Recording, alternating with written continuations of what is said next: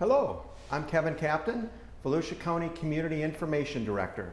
I want to welcome everyone to today's special interview coming to you from the Volusia County Production Studio at the Volusia County Historic Courthouse in DeLand, Florida. We're 6 feet away, and our vaccinated interpreter couple are also healthcare workers, and they're joining us today in the studio for our hearing impaired audience.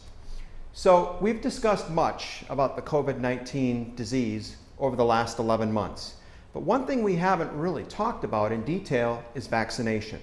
There's a lot of questions about the new vaccines and even some questions as to whether or not they're safe. So to give us more information, right down to the molecular level, and an easy way to understand it is Dr. Scott Klioze. How you doing, Dr. Klioze? I'm doing great, Kevin. Good to be back. It's great to have you here. Dr. Klioze is a diagnostic and interventional radiologist. He received his undergraduate from Virginia Tech and his medical degree at Eastern Virginia Medical School. From there, he did his residency and fellowship at the University of Florida. He's board certified in radiology and practices mostly within the subspecialty of vascular and interventional radiology. Dr. Klioze is a partner with Radiology Associates Imaging and carries out most of his clinical practice at Halifax Health's main campus and Level 2 Trauma Center in Daytona Beach. Dr. Klioze is married to Dr. Andrea Klioze, who's an internal medicine specialist who the county recently spoke to about the importance and role of vitamin D in the prevention of COVID-19. So, Dr. Klioze, you're more than an interventional radiologist. Folks, he probably won't admit it, but he's an exceptionally talented videographer. Well, I appreciate that. I've been working a long time trying to develop my videography techniques basically for educational purposes, because for me it's much easier as a radiologist to understand things in pictures, and I think if we actually have good animations, and we've got the technology to do that now, where we can take complex topics in medicine and healthcare and present them in a way that hopefully is understandable. Which it certainly is, and to the extent that you've made many educational videos about the coronavirus, and recently you made one about these new vaccines. So we're going to play it in between, and if you don't mind, let's start out. Actually, before we start with the video, tell us a little bit more. Can you clear up the nomenclature, the names and terms, because we hear coronavirus, COVID-19, and there's the SARS. Right. Okay. So just kind of going, we did this some of this in the previous video that we talked about, and people talk about the COVID-19 vaccine, or you tested positive for COVID. That's not entirely correct. Okay. The nomenclature, basically, there's a disease, and then there's a disease-causing pathogen. So the pathogen is going to be SARS-CoV-2, which is the severe acute respiratory syndrome, coronavirus number 2, because we have a coronavirus number 1 that came out in 2012, and that one's SARS-CoV-1. So the disease that is caused by SARS-CoV-2 is COVID-19. Okay? It's like the equivalent is saying that someone is HIV positive, all right, which means they have the human immunodeficiency virus, or they have AIDS, and they have AIDS. So you can be positive for HIV, but not necessarily have the clinical manifestations of AIDS. The problem we see now is, what is the definition of COVID? I mean, it's been kind of fluid. Right. In the beginning, it was patients who presented with severe respiratory issues, GI distress, their renal insufficiency, and now we've extended that to include anosmia, phantosmia. Phantosmia is the kind of like the detecting odors that aren't there. Parosmia, where you got distorted sense of smell. So it's, as we learn more about this virus, the definition of COVID-19 has changed appropriately and accordingly. Interesting. So now that we cleared that up, SARS-CoV-2 is the virus. Correct. COVID-19 is the disease that's caused by that virus. That's exactly and the 19 right. refers to when the discoverability of it became known in 2019. In 2019, that's how they named it, because you remember the original name was something like novel coronavirus 2019 or something like that. And so when it officially got named sometime in January or February of 2019, they changed it to, or of 2020 I should say, they changed it to COVID-19, which stands for Coronavirus Infectious Disease 2019. That's what that stands for. Makes more sense. So now that we have the names and the nomenclature all done, let's start with the video. And if you could walk us through, because the beginning of your video talks a lot about, we have to understand first immunity before we can completely understand how these new vaccines work. Okay, yeah, that sounds like a good idea. So what we have in front of us right now is actually SARS-CoV-2. This is the virus that causes COVID-19. Those right there were little particles. Let's stop right there. This is the beginning of the video? This is the very beginning of your video, which is a fascinating video, by the way. Well, and for our listeners, you have your own YouTube channel. Yes. It's you just Google Scott Klioze, Klioze, YouTube, and they're many. It's actually under Dr. Klioze. Dr. Klioze. I don't know if it's under Scott Klioze, but yeah, I type in Klioze, I seem to be able to find it, and that's where it is. But and that's where I post most of these things, and I've gotten a pretty good following, about 20,000 followers now. Wow. My daughter likes to tell me that the guys she follows, the beauty boys that do the makeup and the hair, they get 20,000 followers in about an hour or something. So, I've had 6 or 7 years to accumulate 20,000 followers, but hey, for a guy who's almost 60, I think that's pretty good. That's pretty darn good. All right, so if we can go back to that video, again, we got the SARS-CoV-2, and before we continue, if you look at that, let's stop the video right there. You can see what I've shown here is that this is a needle coming in, and those 3 little particles are actually proteins on the surface of that particular virus. And if you look all the way to the left, that is the spike protein that everyone's talking about, okay? And then you have one called a nucleocapsid, which is one over, and then you've got a envelope protein, and there's a 4th one that I didn't show here called a membrane protein. So there's 4 different antigenic producing proteins on the surface of this virus that we could target for a vaccine. All right, so what I'm showing here is we're taking up some of those little proteins, we're sucking those up into a syringe, and then we use that to create a vaccine. And if you could actually take those little particles and then inject them into a person, your body would start to develop some immunity to that, okay? So again, we're back at the virus here, and you can see the 4 different particles on top. And now, what we're seeing is the white blood cell line coming in. And I've got a little animation here on one of them, but I want you to stop the video right there, all right?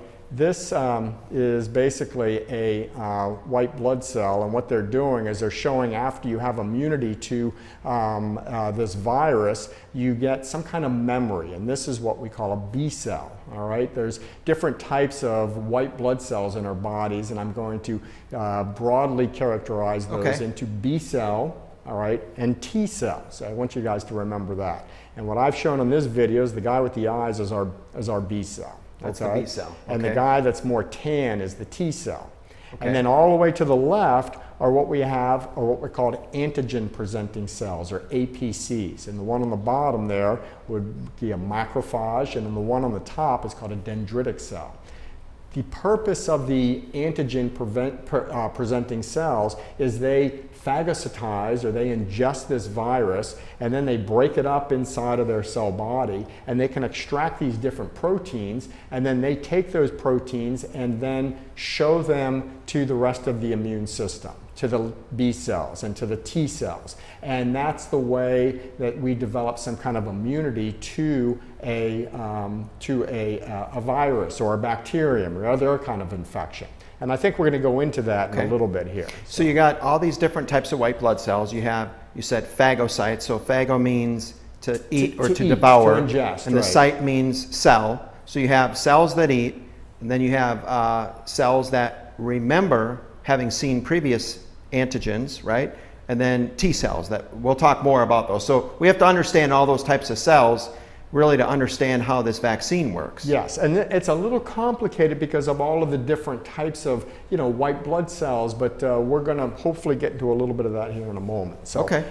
If you want to continue with that video, we can kind of look and see what's going on after that. So here our B cell is saying, all right, this guy's not supposed to be here. We've seen you before, and they're going to do something to basically, protect the body against this invasion. So again, B cell, okay. T cell, and then there's the mononuclear phagocytic cells. Phagocyze means to eat. You got your macrophage and your dendritic cell, as we talked about before. So what you're going to see here, the antigen presenting cell, or APC, can actually go up and it will interact with this invader right here. So the 4 major surface proteins that can serve as potential antigens, as we talked about before. You're going to see these come out here in a moment. We're going to break them off one at a time. There's the spike, there's the nucleic capsid, there's the membrane protein, and then we've got the envelope protein down here at the bottom. So would it be like, go ahead okay, and stop that video. Yeah, so we're looking at that. That's SARS-CoV-2. That's the virus. Those 4, what you're saying, are antigens. Those are like facial identifiers, if you will, exactly right? Right. So these are proteins on the surface, and when people talk about antigens, that's what they are. They're proteins, specific proteins on this viral surface that the immune system can actually go. They can see it. Can see it. Okay. So this is what they're looking for. All right. These abnormal proteins that aren't native to the body, and that's what we develop immunity against. Okay. Does that make sense so far? Makes sense, yes. All right, so let's go ahead and continue with the video. And so let's stop right there, all right, before we go. So again, what I showed you briefly in there is that this was virus, basically the outside, the capsule houses that genetic material on the inside. And we're going to get a little bit into that in a moment. Okay. But the genetic material is the RNA. All right, or messenger RNA is what we've heard. It's also called a positive sense RNA because it basically can be read by the ribosomes in our body. All right, it can be translated directly into proteins. So what you're seeing here, let's continue with the video, is you've got this antigen presenting cell coming up. It ingests it or phagocytizes that virus. So that's a phagocyte. That's a phagocyte. Okay. And now what you're going to see are all these different little antigen proteins presenting on the surface. That's why it's on these little dendritic extensions. All right. And then it goes and it finds the B cells and the T cells, and it shares these little antigens with them. All right, so here we've got the B cell or the T cell coming up. All right, the T cell now has some, recognizes where there's an infected cell. It's got an antigen, says, okay, I found something. So let's stop the video right there. So I want to tell you a little bit about the T cell. So the T cell is going to look for infected cells in the body. All right, so it works a little bit different. So the T cell goes out and it finds these infected cells that have viral particles inside of them. And there's a T cell line that's called the helper T cells. All right. And then there's the killer T cells. Okay. All right. It's kind of interesting how this all works. Different types of T cells. Right. So the helper T cells go out, scout for these abnormal areas in the body, and they alert the rest of the immune system that there's a problem. The killer T cells can come in like we see here after they've alerted, the helper T cells have alerted the rest of the body and the immune system. Now the killer T cell can come in here, can engage the infected cell, and go ahead and play forward now. And you're going to see what happens is this T cell can actually destroy that infected cell. It actually destroys the membrane. It can secrete little cytokines that then destroy the membrane. The cell is destroyed. All that stuff goes away, and you've got an infected cell. Hence the name killer. Killer. Okay, so let's stop right there. So that's the T cell line. All right. So we call that cellular immunity. All right, so that's an important word to remember is cellular immunity. All right, now we're going to see the other side of the immune system. Okay. And this is what we call humoral immunity. So we have cellular immunity. Okay. This is going to be humoral immunity. And this is mediated through the B cell line. Okay, so what you're seeing, again, this dendritic cell or macrophage presents certain antigens. So this antigen, that was the spike protein, and now we got the nucleic capsid, and we got the membrane and the envelope, all right? So what I'm showing you here, all right, let's stop right there, is that each each cell, okay, so each B cell actually encodes for one of these antigens. It's not like one B cell has all 4 antigens in it. So whenever antigen is presented to that B cell, it basically says, okay, this is the antigen I'm looking for. And these B cells can then split, all right? Some of them turn into plasma cells, which then produce antibodies. And we've heard the word antibodies before. And everyone's heard about antibodies. Everyone's heard antibodies because that's the big buzzword right now. Memory B cells are the ones that also know what antigen that is, but they lie dormant in our lymph nodes, and they just sit there, and they're the ones that have the memory. They're the ones that say, okay, I've seen this before, I've been exposed to this before, and I know what and this is what we get this immunity. So the plasma cells, the things that turn immediately into antibody producing, factories, are the plasma cells in the B cell line. So let's continue with the video here. So the plasma cell now develops these little antibodies, which you see it starts spreading out into the body. These are the things that they detect. And what it does, if it's a spike protein, it's going to attach to these little spikes on the surface of the virus. Let's stop right there. All right, so you can either target that virus for destruction by other members of the lymphocyte line or the white blood cell line, or they think that maybe even these things can block the spike protein, which we know is the way that these viruses gain access to our cells, right? So, it's basically putting a cap on there that prevents the spike protein from interacting with the cell membrane of our body. So let's recap. You have all these different types of white blood cells, and it sees the virus. It sees one of the 4 identifiers on the surface of the SARS-CoV-2 virus. Both the B and the T cell. So each one of them is going to see one of these antigens. It's trained to recognize one antigen. But the first step is that it phagocytizes. It goes in there and it tries to engulf it or digest it, and then it takes those 4 surface proteins and it puts it on the exterior of the cell so that the B cells and the T cells can see it, right? And then learn that, hey, this is foreign, you shouldn't be here. Right, and then go out and look for that. That's exactly right. The T cells go look for that. The B cells develop the antibodies that are then going to be secreted into the body. Okay. And that's what we detect when you say, have you had your antibodies tested? Have you been tested for antibodies? This is what they're looking for, okay? Are you producing antibodies to the SARS-CoV-2 And that's virus? the memory part. Once it's seen it, that's it understands it. That's exactly right. So the plasma cells immediately develop, these antibodies, but that takes time. So if you've never seen this virus ever before, and you don't have any memory B cells to that, there's probably a couple of weeks to get the immune system trained appropriately for it to start producing these antibodies that will then attach to the viral particles.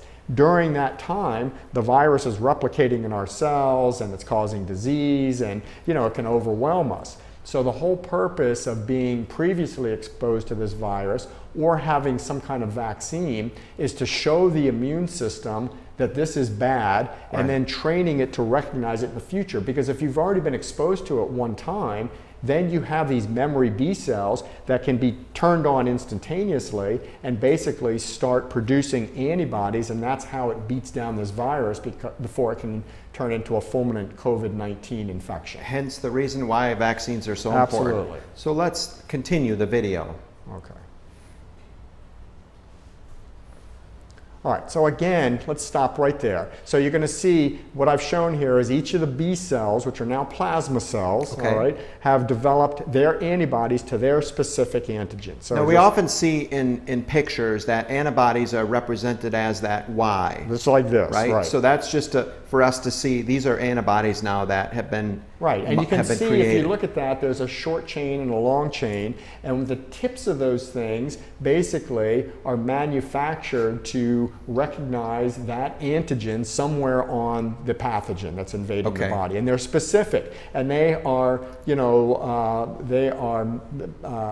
modified to basically find that particular antigen, stick to it, and then the back side of that antibody is a marker that then the immune system can come in and say, okay, you've marked this as a bad cell, I can come in and do what I need to do to it. So it's interesting how it all works together. But it sounds like it's like a domino effect. It takes one step to the next step to the next step for it to happen. And whatever step you can shorten in the process is going to improve your response to the pathogen if you happen to get it again. Okay.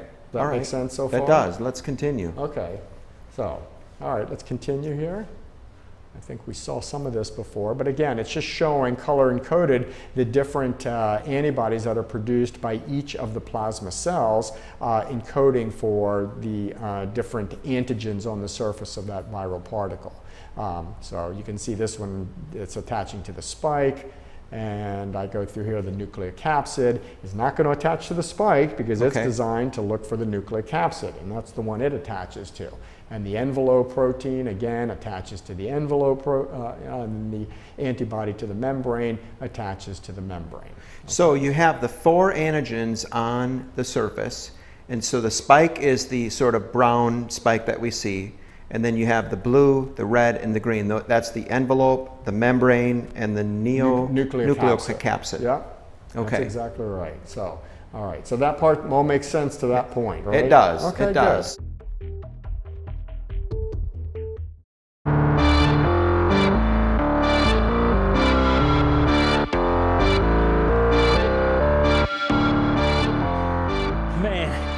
This COVID-19 pandemic is turning into a marathon. We gotta keep it up, Volusia County. We need to continue to social distance and avoid crowds. We gotta continue to wear masks. We have to continue to wash our hands frequently with soap and water. We gotta keep it up. We'll get through this, Volusia County. We just have to keep it up.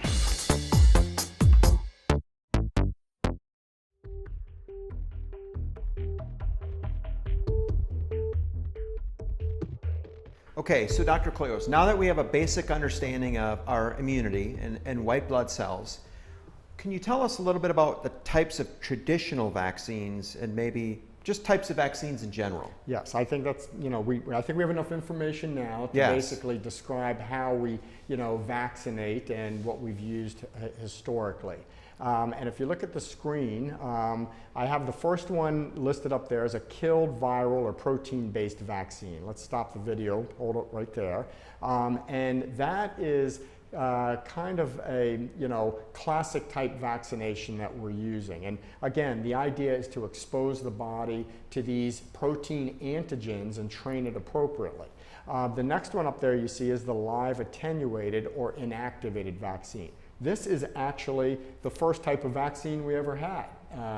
Yeah, this is the one that... Smallpox? Smallpox, that's exactly right. So, that was Dr. Jenner back in the late 1700s who developed a smallpox vaccine and used a different version of the virus that causes disease in humans to develop a vaccination. And I think we're going to get into that in a moment, so I won't, that's just a little spoiler. Interesting. Okay? So, that's hopefully we can end it in the years down the road where we can say we eradicated COVID like we did smallpox, right? But maybe not. I wouldn't hold your breath. I have my doubts. I mean, sorry, that smallpox was a special disease, and it took about 12,000 years to make it go away. Okay, all right. So well, I don't think coronavirus... I was trying to think optimistic. Yeah, it's good. I mean, I keep your hopes up, but I'm not sure it's going to happen. So the newer vaccines that we're seeing now are these genetic type vaccines, and we've got different ways to deliver them. We've got, hold on one second, let's stop right there. We've got the genetic viral vectors, and we also have these lipid nanoparticles, and the lipid nanoparticles is the one that we're hearing about now with the Moderna and the Pfizer. Okay, so and basically we'll go into a little bit of that in a moment, but these little lipid nanoparticles are the same mechanical devices that we use to ship fats around our body. Have you ever heard of HDL and LDL and chylomicrons? Boy, have I ever. Okay, so yeah, so kind of the same deal. They're related. They're not exactly the same, but related. So this is the way they're shipping these little genetic pieces of material around our bodies and how they get incorporated into the cells, into the cytoplasm, so that this genetic material can produce these antigens that we talked about. Okay. Okay, so let's continue from there. the viral vector and the lipid nanoparticles. I think we're going to get into some detail. All right, the killed virus. So this is, you're taking the virus, the actual virus, and you kill it. All right, you heat kill it. I don't care how you just kill it. You make it so it can't reproduce. Obviously, you hydraulically smash it the way you did in the video. There you go. So, and now you still pick up those little viral particles. It trains our, antigen presenting cells, and then they present them to our T cells and B cells. All right, stop right there. So that is, how we a killed virus works. That's the first step we talked about. The phagocyte goes in there. It consumes things, or the proteins, and then it puts it on its surface. That's exactly and it right. goes to the T cells and the B cells, and it says, hey guys, mobilize our army if you ever see this again. And that's exactly right. And that's why you get a little bit of a response. So some people say, I got that vaccination and I felt sick. That's your immune system, revving up to say, I need to fight this. Your immune system doesn't know it's just, random pieces of particles floating through the body. All it knows is it's seeing stuff that's not supposed to be there and starts, acting as if you're infected. And that's why you get the fevers and you can get chills and you can get local pain. And you're seeing that with some of the viruses, some of the vaccines we have today, like the Moderna. They talk about the Moderna arm, or they get the local redness. I've heard that, especially the second dose. But so in other words, that's a normal activity of our immune system. That's exactly right. It just so happens that we're beginning to feel febrile and malaise. And so when people say, I got sick from that vaccine, it's like, yeah, you probably did have the symptoms, but you weren't infected. Okay, not with a killed virus. All right, that's because there's no way for that, that viral particle to actually reproduce. So you're just having an immediate immune response to those proteins, but not actually infected with any kind of disease. Makes sense. If you have symptoms, they're going to be transient, day or two, maybe 3 days. Okay. All right. So the other one is the live attenuated or inactivated that we see on the screen right here. This is actually an intact viral particle. It is less virulent in the human host. Stop right there. It still possesses the characteristic surface proteins of the disease that causes the problems in the humans. All right. So it's the same type of virus, probably the same surface proteins, but it was basically developed in another host, another mammalian host, or something else that virus was designed to reproduce effectively in. You put it into a human, it can still have those antigens, those proteins on the surface, but doesn't have the ability to reproduce like it does in its native host. So it's designed to multiply in a laboratory, right? And then the pieces of it are weakened, and then we give it to a host, a human host, but it doesn't cause the same acute infection as if it were. Exactly right, because it can't reproduce in our body. So you're right. So they reproduce it in the cells of whatever organism it's native to. All right, and this was a technique that they used to develop vaccines as a classic technique. And you remember, I don't know if you ever saw any of those shows from years and years ago. Some people are allergic to the vaccines because they're developed in chick embryos. Yes. Have you heard? So, because they're allergic to the proteins in a chick embryo. In an egg. An egg. Okay. So if you're allergic to egg, some of these vaccines you couldn't get, and I'm going to show you why in a moment. Okay, that makes sense. So let's kind of go through a little bit of this here, and we'll talk about the live attenuated or inactivated. So this is smallpox. It's deadly and disfiguring, killed 30% of the patients that it infected, permanently disfigured many survivors. All right, 1796, stop right there, okay? Dr. Edward Jenner. This is the father of modern immunology. Back before 1800, this guy figured out that we have an immune system. Not, so much that he said, he didn't know what we had, but he noticed that we were able to mount a defense against different infections. At that time, unclassified, undiscovered, but he made observations that helped him develop the vaccination process. We're going to go through a little bit of that right now. Yeah, what do you see? How do you figure it out? All right, let's continue with this video here. I think I talk about it. So this was the patients he observed. Stop right there. These are milkmaids, all right? And this is a classic painting by some Dutch painter, and if I get that wrong, all right, I apologize to all you aficionados out there. I think it's a Dutch painter, but it looks Dutch to me. But this is a milkmaid, and what he noticed is that these milkmaids who were around cows all the time basically would get a less severe version of smallpox. They would get a little pox on their arm or maybe their fingers or somewhere, and that was it, okay? That's all they got. And they seemed to never get smallpox. After they had this little tiny, little scar that developed on their arm or their leg or somewhere in their body, they seemed to be okay. None of them got smallpox afterwards. So let me guess, they built immunity to cowpox, and then when they were exposed to smallpox, that same antibody that their own body's immune system built was enough to sort of attack it so they wouldn't get what you would say a fulminant infection. That's exactly right. You would make Dr. Jenner very proud. That's exactly right, okay? Good. And he didn't realize at the time what that was all about, but noticed from his observations that this was what was happening. And it's interesting how he confirmed his hypothesis. So let's continue with this video right here. And what you're going to see is a famous painting. I think Pfizer put these things out, but before we get into that, stop right there. So smallpox is caused by the virus variola, which you see on the left side of the screen. Cowpox is kind of the same type of virus, but it's called vaccinia.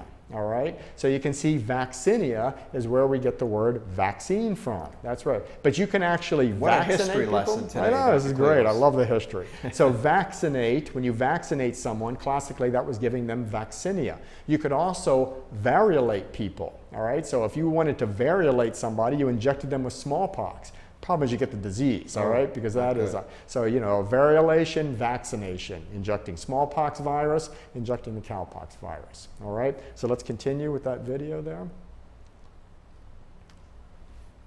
So this is that classic picture from Pfizer. Let's stop right there. And what you're seeing here is Dr. Jenner, who's taking, reportedly, the 12-year-old son of his gardener. And he said, son, come on in here for a moment. And he I don't think we could get away with that No, today. what he did is definitely not considered informed consent by today's standards. Nothing about it. I don't even know if he told the gardener what he was doing. But so he went out, found a cow in the pasture that was infected with cowpox.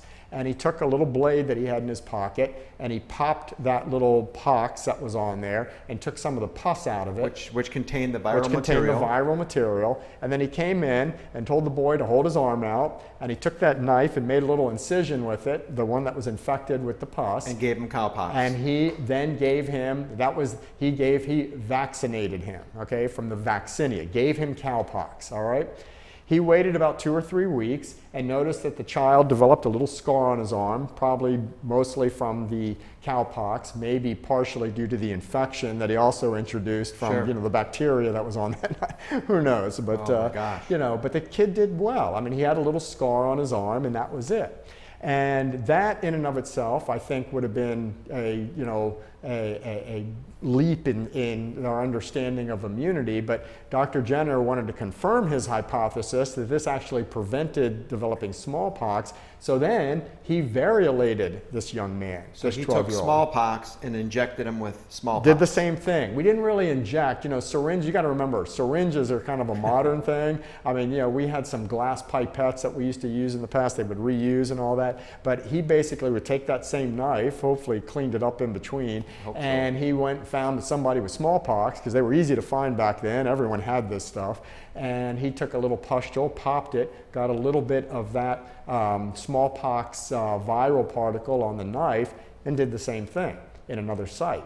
And looked at him again in a couple of weeks. He didn't get smallpox. All right, so it confirmed his observation. Confirmed his observation that if you vaccinate, if you give someone vaccinia, they will no longer respond to a variolation. Okay. And so that was the boy's B cells remembering an identity, an antigen that happened to be coming from cowpox, but it was close enough in genetic structure to smallpox where he didn't get as much of an acute infection. That's exactly right. The structural proteins were similar enough to develop an immunity that cross-reacted between smallpox and cowpox. And he probably also had cellular immunity, okay, because you actually injected a live virus into the patient, which helps train the T cells as well. Okay, so if you just have the antigens, you're mainly getting humoral immunity. All right, that's an important point because we're going to talk about some of these different vaccines that are coming out in a moment. So let's go ahead and continue and see what we got on the video right here. So we're going to zoom in on Dr. Jenner and his young man. I think they're buried next to each other somewhere in England now, you know, and there was no hard feelings. He was okay. The kid was okay. They talked to him as an adult. He goes, oh no, I made history. The boy you know? became immune. Yeah, that's exactly right. All right, so here what we're doing is I'm showing you what we would do for something. Let's stop right there, okay? This is going to be another version of a live attenuated virus, all right? So here was a naturally occurring a relative of smallpox via the cowpox. This, let's say we're taking a mumps virus that causes mumps in humans, all right? So if we take that virus and then we inject it into a chick embryo, all right? What was the first sign? It's going to multiply. It's going to multiply. Most of those viral cells are going to die out because they're not designed to reproduce in a chick embryo, all right? But if you put them in there, the ones that die out are no longer viable, but maybe some of them have a genetic advantage that allow them to reproduce inside of that chick embryo. So then what you do after you let that incubate for 2 or 3 weeks, go ahead and play the video. You then aspirate some of the fluid out of that chick embryo, all right? And then you stick it into another chick embryo and you inject that one.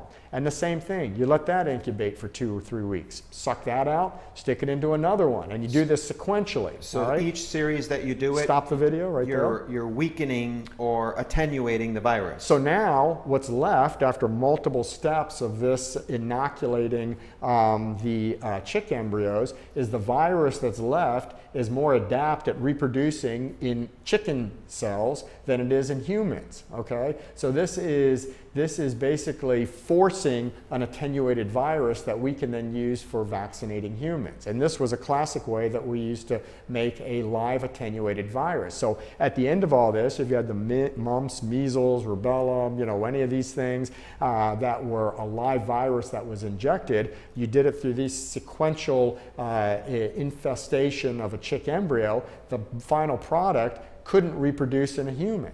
Okay, and then you could grow that, you know, incubate that in a chick embryo, and that's how you would produce the stuff in mass quantities for immunization. But the attenuation product was enough to cause immunity in humans. Well, the surface proteins would be similar, okay, because it came from the virus that caused, you know, whatever disease, mumps, whatever. So it's just, it had adapted a genetic profile that allowed it to be more efficiently reproduced in the chick embryo, less efficient in the humans. And when you said before, we were talking about people that get allergic reactions to vaccines. If you had sensitivity to eggs, that was likely an attenuated vaccine that was made in a laboratory. Especially if that's exactly, and that's a lot of these, you know, quote, truly allergic reactions are probably because of the additives in the vaccine. It may not be the vaccine itself.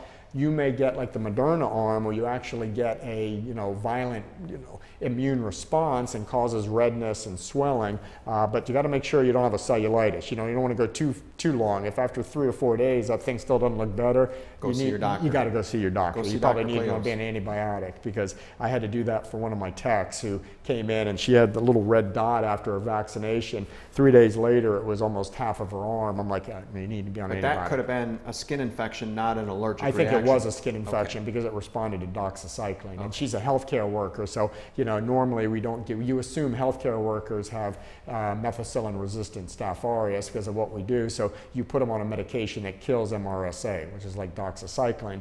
Otherwise, you could probably put patients on Keflex or something, a normal, you know, aseptic technique. Yeah, right. Yeah. Well, my concern is you're going to see a lot of this because of the way they're administering these vaccines now. Well, it's high volume. It's high volume. It's, you know, assembly line, and they may not be wiping the skin off appropriately or doing something. And I don't want to disparage anyone who's in this, but I think it's a nature of the beast. It's not like you're getting a vaccination from the health department. Exactly. You know, they're doing it in Publix. They're doing it, you know, in Walgreens. They're doing it on the street corner, it sounds like. Well, and when you're doing high volume, we know in medicine it's a practice, and, right. and as long as there's humans, there's always going to be human error. That's exactly right, especially if you're moving quickly. So we talked about the typical vaccines, the live ones that are killed, the attenuated ones.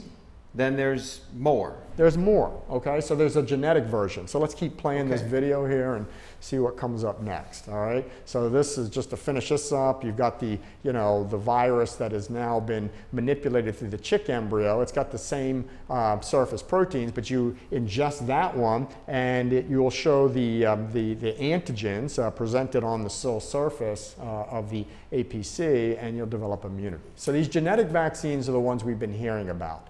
You probably need a little review of the physiologic interaction of the virus and our cells. And briefly, if you can just stop right there.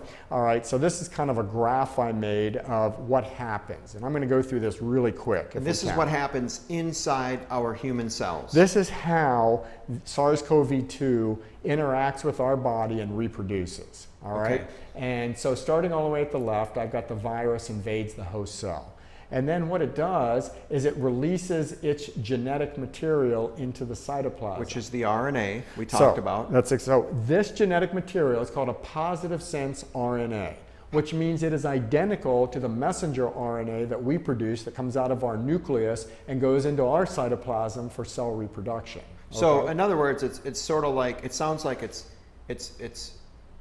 a recipe. Instructions to make something. Exactly what it is. It is an encoded recipe that encodes basically for the entire viral particle and its entire genome. All right? So we're going to talk about that in a second. Because there is no way to reproduce the positive sense RNA in a human, okay, in our cytoplasm, the only place our messenger RNA is made is where? In the nucleus of our cell. In the nucleus of our cell. The very center of our cell. Very center of our cell in the nucleus. Only place messenger RNA is made through that RNA polymerase we talked about before. So in order for the virus to reproduce in our cells, it has to make a device that can reproduce its genome, because it can't do that in our cells. We don't have any mechanism for that. And we had talked before about, so once it gets in our cell, it's hijacking all our machinery to make copies of itself. Well, to make proteins, okay? So that's the key. That piece of genetic material is making proteins, all right? So let's go back and look at that screen again, but I don't want to just, don't forward the video. So it's so important that this device that the virus makes, it's so important that there's 30,000 bases of the genetic code. Some viruses have, maybe a couple dozen, some of them have 1,000. There's 30,000 bases, which are the nucleotides along that strand we talked about before. The first 20,000, 2/3 of that, is dedicated to this RNA-dependent RNA transcriptase or RNA replicase. Okay? So this RNA replicase is so important because it basically is involved with multiple steps of replication of the viral genome and the viral particles. So the first thing that happens is this little replicase protein that it makes reads that positive sense RNA, and it makes a negative sense copy of it, which I show you here in blue. All right? The negative sense can't be read by our ribosomes. It can't be made protein. It's not the right form, okay? But it's an exact opposite copy of the positive sense RNA.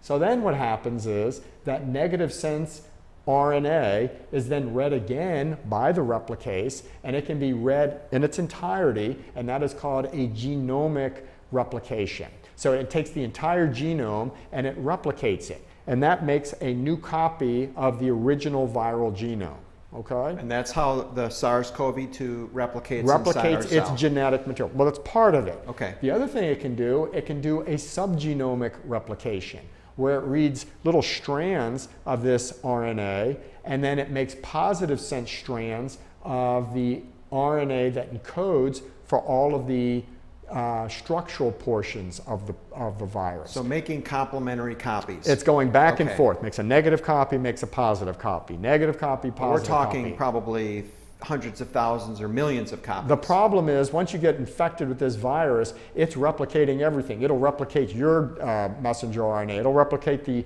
messenger RNA of another virus. It can do another species of virus if it has positive sense. So it's a manufacturing. It is just a manufacturing random machine. Steroids. And that's why this virus is so prone to mutations and what we call chimeric transformation.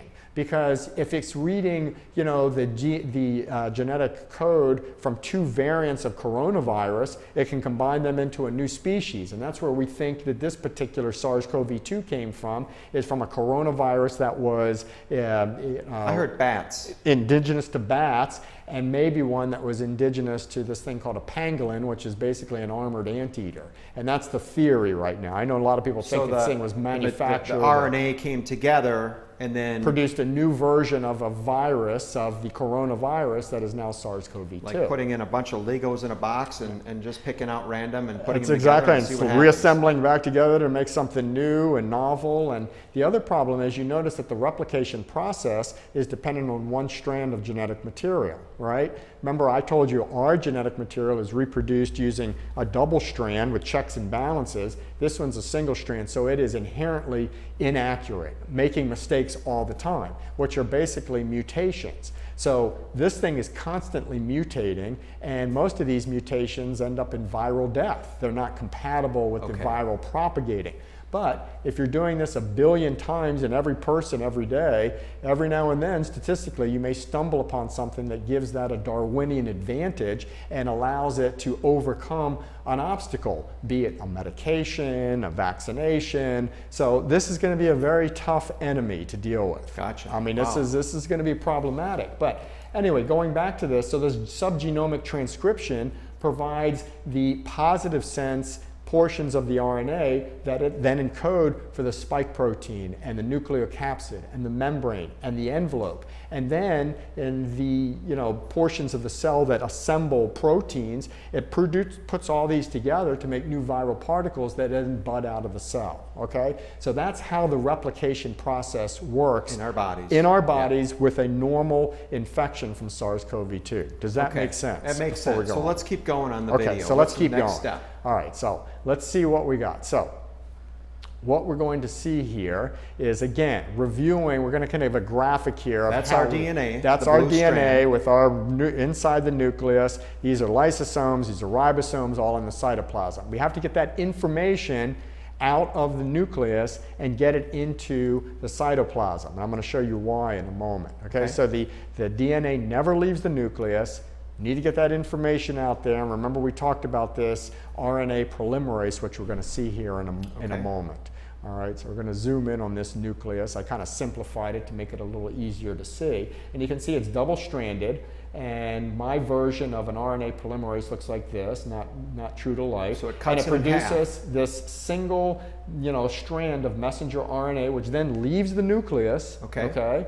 And then it's read by the ribosomes, all right? And the ribosomes produce proteins that assembles these amino acids. Okay, stop right there. So the ribosome is like a chef that's reading the recipe to make the proteins. That's exactly right, okay? And it reads these things. So remember, there's 4 different nucleotides that make up these genetic strands, all right? The A, the T, the G, and the C. And they have complementary connections. And they've got complementary connections. So what happens is the ribosome then reads this series of G, C, T, and A 3 at a time, okay? So it reads them 3 at a time. It's amazing how this all works and comes together. And then each one of those things read 3 at a time encodes for 1 of 20 amino acids, okay? So you remember these amino acids, people and they get to be long strands, right? Just like you see here. So each one of these fold little up, things, right? Proteins fold, and that's what gives them some of their structural support and their enzymatic properties and all that other stuff. So this is what makes our proteins in our body, and it's a strand of amino acids, all right? When you cook an egg, you notice it goes from clear to white. That's changing the 3D configuration of the protein and the amino acids. So the shape is changing. The shape changes, and that's why it goes from clear to white when you cook it. You're heat denaturing that protein. See, it makes sense a lot when you give me an analogy about cooking. Yeah, because you like cooking. I do. I do. So I know you like cooking. I've been to, yeah. Oh, that's another topic. We got to have one of those about Definitely. Yeah. So the ribosome's the chef. We're making copies of it.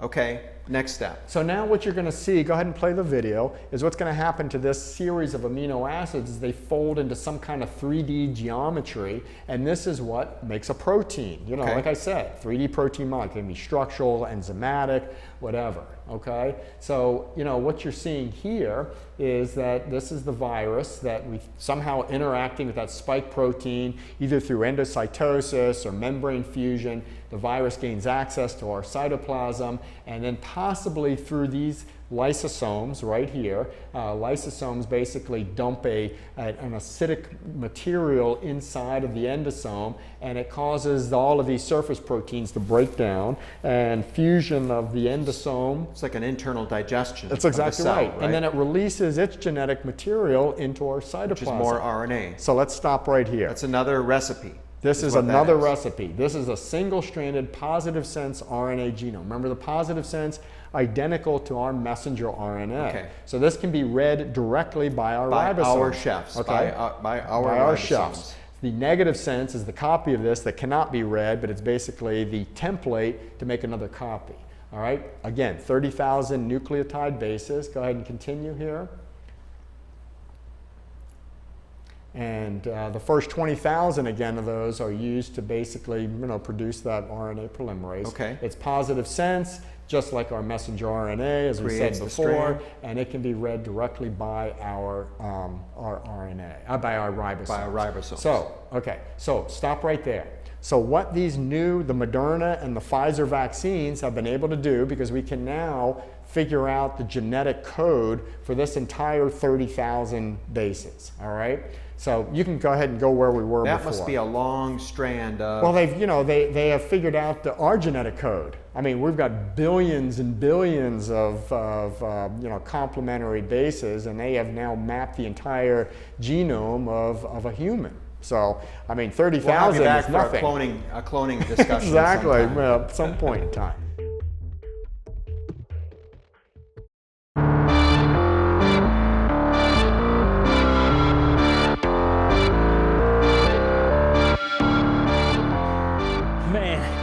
This COVID-19 pandemic is turning into a marathon. We gotta keep it up, Volusia County. We need to continue to social distance and avoid crowds. We gotta continue to wear masks. We have to continue to wash our hands frequently with soap and water. We gotta keep it up. We'll get through this, Volusia County. We just have to keep it up.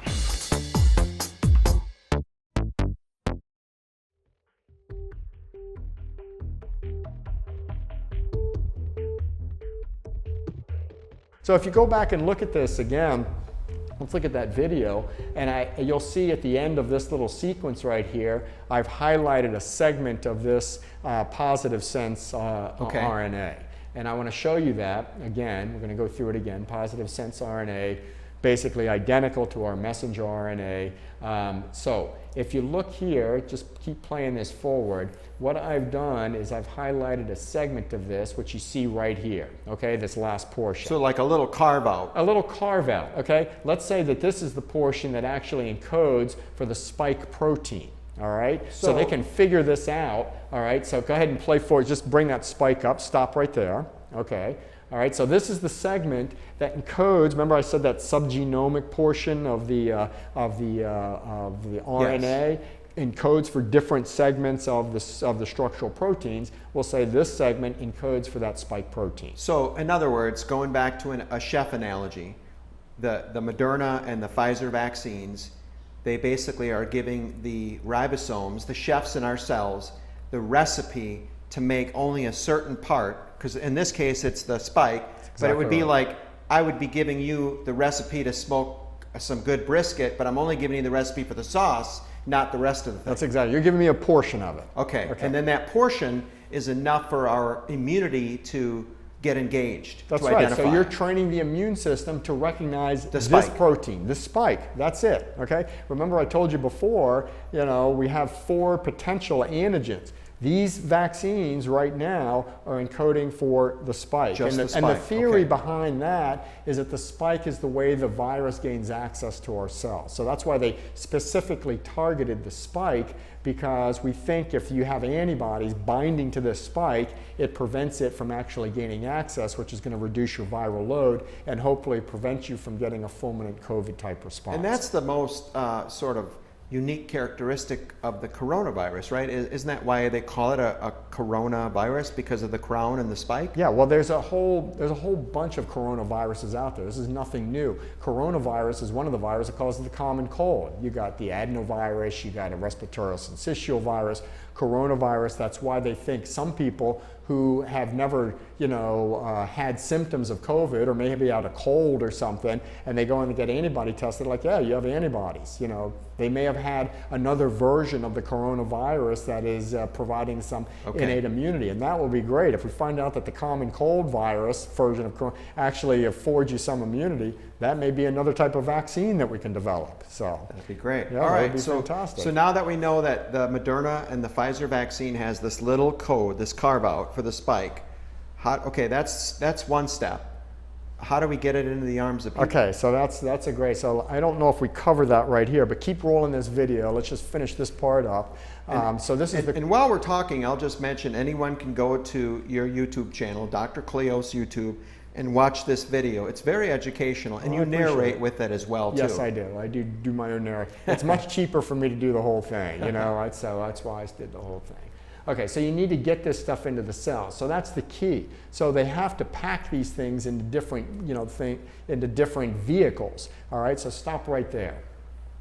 This is what we call a viral vector. It looks like a spaceship. Okay, and people who are in cell biology are like, this does not happen, this is a bacteriophage, this is not a viral vector, and they're 100% correct. This is poetic license. The viral vectors that we use are basically a different type of virus, like an adenovirus, a simian adenovirus, okay? So that means it is an adenovirus, like I told you before, causes the common cold in humans. There is a adenovirus that causes the common cold in monkeys, okay? It's called the simian adenovirus. We can use that virus, basically take out all of its inherent genetic material that allows it to replicate and do all that other stuff, and use that as a vector and insert the genetic material that we want it to transmit to the cell. In this case, it would be the portion of the messenger RNA that encodes for spike protein. It's the taxi cab ride into the cell. It's the taxi cab ride to the cell, okay? So this is a viral vector. I have a bacteriophage. Poetic license. Don't get upset out there. I don't want you guys to freak out because it's a bacteriophage. It's just to show and demonstrate how it gets in our cells. Yeah, because this is more dramatic. So go ahead and continue right here, and you're going to see our bacteriophage actually inject itself into the cell, and then it puts all right, hold it right there. It puts the genetic material into the cytoplasm, which then can be read by the ribosome and produce the spike protein. So the one now that's common to both the Moderna and the Pfizer is this one, the lipid nanoparticle, and it's similar in structure to the lipid transport vehicles in our body, the high density lipoproteins, the low density lipoproteins, the chylomicrons, because remember, fat is not soluble in plasma, right? If you put fat in salt water, what happens? It's going to go to the top. It floats right to the top, right? It's lighter, it's not as dense as the water itself. So to transport that through our blood, you need these tiny little transport vehicles, and this is similar to the HDL and the LDL that you get your labs So this from. transport vehicle is what carries the messenger RNA, that little recipe that we talked about, that is the recipe for the instructions to make the spike in our bodies. Right. But now, is this the reason why that vaccine needs to be kept so cold? Well, that's a great question, because I first thought, yes, that's the reason, because these are such delicate, structures. But I don't understand why, if both of them are using the lipid transport, the lipid nanoparticles and the messenger RNA, why the Pfizer product has to be kept at -70 to -80, and the Moderna product can be kept at -20. I don't know. I don't have an answer for that. I've questioned it myself. But supposedly, because of the transport vehicle and the delicate nature of the messenger RNA, they have to be kept at super cold temperatures. I mean, even -20 is cold, to preserve, function and integrity. But the -70 or -80, that's like 100 degrees below 0 Fahrenheit. I know, it's right? it's amazing. I mean, I don't know why, unless they just did a different, you know, I mean, I know these companies have to adhere to whatever process they use to test their vaccine. So maybe Pfizer decided they were going to use this particular temperature, but I'm sure there's more to it than that. Well, and maybe we can come back to rep. that later, because that complicates distribution. Absolutely, and that makes it very expensive and tough to deal with, because it has to be kept so cold, and once you thaw it, it has to be used in a certain amount of time. You can't refreeze Okay. it. So, all right, so let's finish keep this going. up and see what else we got here.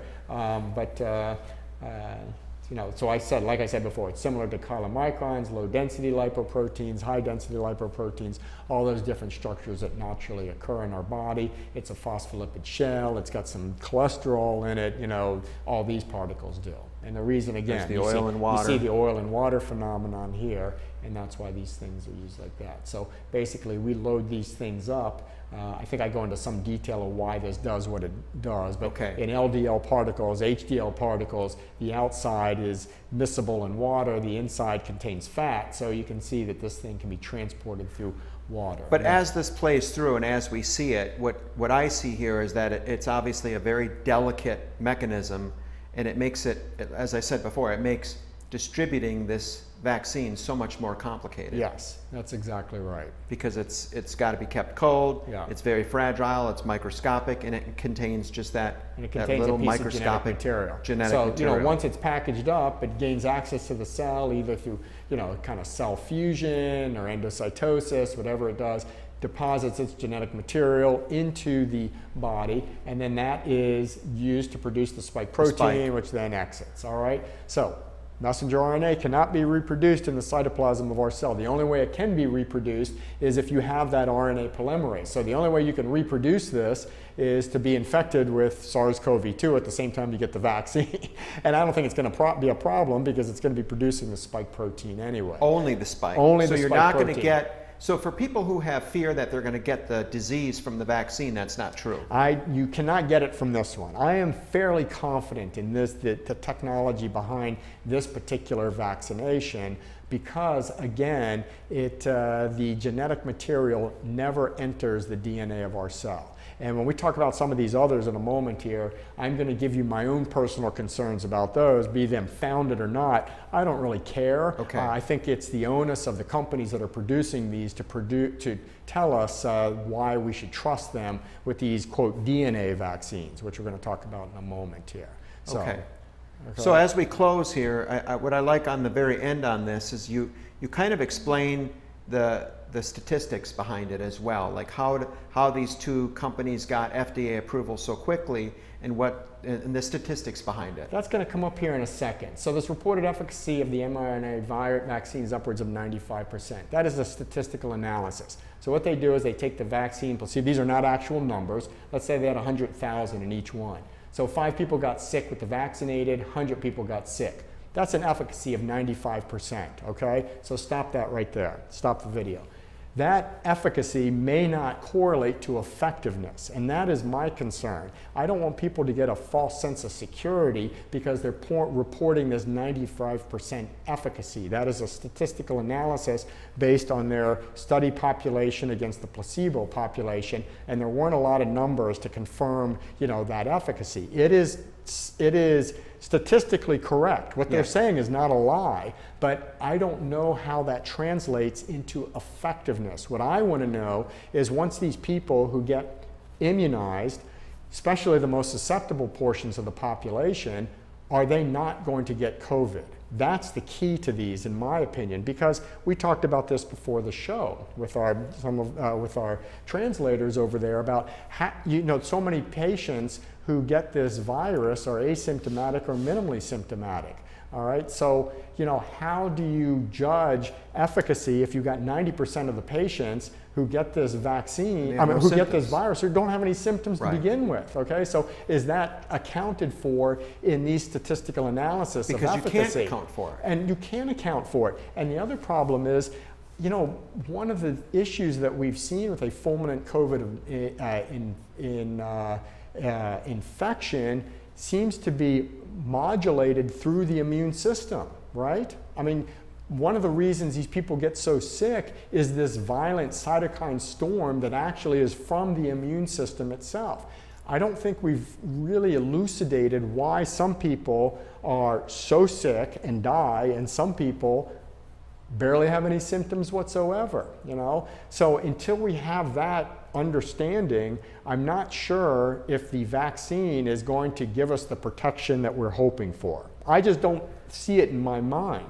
I would be more apt to believe a medication that came out and said, we have a medication that stops RNA-dependent RNA polymerase, or the RNA replicase. Because you remember I told you that particular protein encodes for multiple steps in viral replication. Right. The first company that comes out with something like that, I'm going to buy stock in that one, I think, because that one could possibly eradicate this virus, because it's now attacking the key piece of machinery that allows that virus to replicate inside our bodies. At the most earliest stage. At the earliest of stages. So if you get, as soon as you show signs of an infection, you give something that stops RNA-dependent RNA polymerase or RNA replicase, that virus can't replicate, all right, until it figures out a way to get around that particular medication. Hopefully we develop another one. So I think there's a lot of uncertainty here, and I wouldn't put too much hope into the vaccine to think that we can go back to basically going out without a mask. I don't think that's a possibility, you know, and I think I talk about that here today. Let's finish the video. Yeah, just so we can keep talking while the video finishes up here, kind of mention some of the stuff that we've already talked about. But you know, I wouldn't be overconfident that just because you've had your 2 doses of the vaccination that you can go back to business as usual if you are a susceptible individual. I don't think the people in college, you know, the 20-year-olds, 22-year-olds have to worry about it. I really don't, because they've been partying like it's 1999 since, you know, last February, and very few of them get really symptomatic with this, and I know that because I've been there and I've seen it myself. But if you are old, you're infirm, you've got hypertension, diabetes, you're obese, we know that that is a segment of the population that is going to be more prone to developing a fulminant COVID response. You still need to protect. I think the vaccine may help, but we don't know yet if it's going to, you know, be that protective armor that is going to allow you to do whatever you want to do. So when you were talking too about effectiveness and efficacy, the other part too is you said that, by the way, I did laundry the other day, and don't tell my wife, but I found this in the dryer. It was a dryer ball, and it looks like the spike on the coronavirus. Oh, I thought you just found a big SARS-CoV-2 you know, virus in there. I'm like, yeah, that's the biggest one I've ever seen. It is, but the vaccine is only making the spike. And earlier you mentioned that there's 3 other antigens on the surface. So we're basically only teaching our immune system with this new vaccine only to identify the spike, when in fact, when you're talking about efficacy, wouldn't it be more effective to make a vaccine for all 4 of the proteins? I would think so, because, you know, if the virus is able to develop some kind of mutation that allows it to change its configuration of that spike protein, it's now got a way around the current vaccine that we have. Which we're hearing a lot about the variants that have mutated of the virus already. Which they're not sure. Which we said from the very beginning that this was going to happen on the last show. Because we know it does. Because we know it's going to happen. This is not anything that's a surprise to us.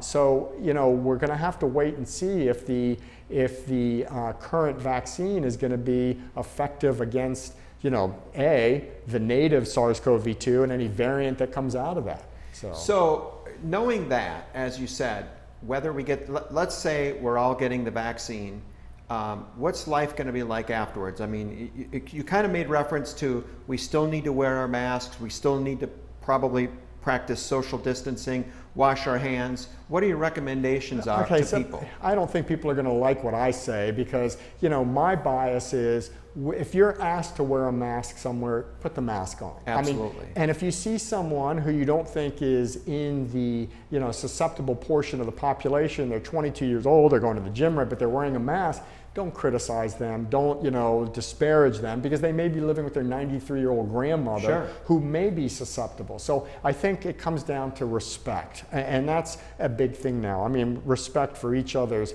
health, respect for, you know, their political beliefs. Respect is just tremendous, right? And we need a lot of that out there. I don't think you need to put a mask on and be paranoid if you're otherwise healthy, and you go visit your kids over in their college town. My wife and I have been both to Gainesville, we've been to Tallahassee.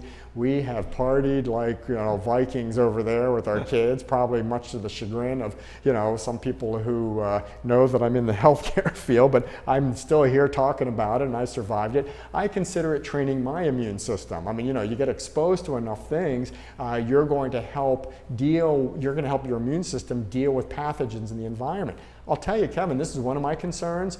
We're making ourselves so clean that we're going to succumb to other pathogens. They're now reporting that, they're seeing a spike in these opportunistic infections over in nursing homes because we're spending so much time concentrating on COVID, we're losing, our focus on these other diseases that we've had in the past. I mean, definitely a balance there. I mean, one of the things that we never used to do in the hospital is wear PPE outside of a room that you were doing a procedure in. All right, so if I went in and saw a patient who might have TB and I'm putting, a line in him for access, the first thing I would do is take all my PPE stuff, I'll throw it away. You're done with it. Now I see people wearing the same mask they put on during the day, going and see every patient that they interact with, every person who's coming in is getting immunized. The person administering that, vaccination probably had the same mask on from the time they got there at 8 a.m. to the time they leave at 5 p.m. So there's definitely some pros and cons. And they're probably pulling on the mask, they're getting things on their hand. We're going to see a problem with this. I mean,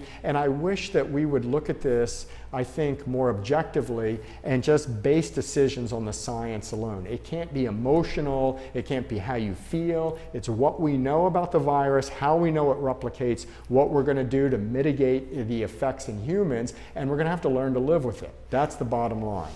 We talked about how difficult it is for the deployment of the vaccine because it needs to be kept at cold temperatures. We know that these two companies they're making vaccine for the world, the entire globe. And there's a lot of people they're anxious to get the vaccine. They're questioning the deployment. They're looking at, why can't I get the vaccine and I'm in line? What's your message to people who are in line to get that vaccine? Because there's a lot of anxiety and fear that's being generated right now. I think patience is paramount. They can only go so fast. I mean, you're trying to immunize the entire world. I personally did not get the vaccine, and I'm not afraid of this vaccine at all, but my wife and I both, had this virus back in July, and I'm going with innate immunity, okay? My wife tested positive, she had flu-like symptoms.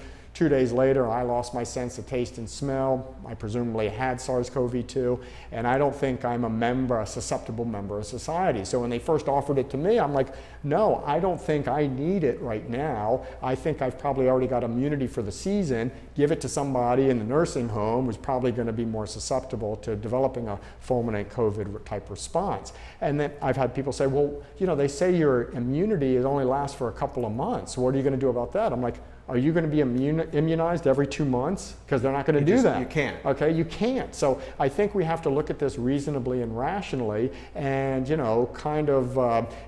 use the resources that we have and distribute them, triage those resources accordingly to protect the most susceptible portions of our community. And remember, guys, none of us are getting out of here alive, right? We all got to succumb to something. And your 98-year-old demented grandmother in the nursing home, if they get SARS-CoV-2 and pass from it, that may be God's will. I don't want to, invoke God, but I mean, we're not going to save everyone from this virus. We die of the flu every year. We die of heart disease. There's many other things out there that are killing us that are inevitable and are part of, unfortunately, living. We all got to go at some point. So as we move forward with the vaccine, we live with or without the vaccine, what can we control?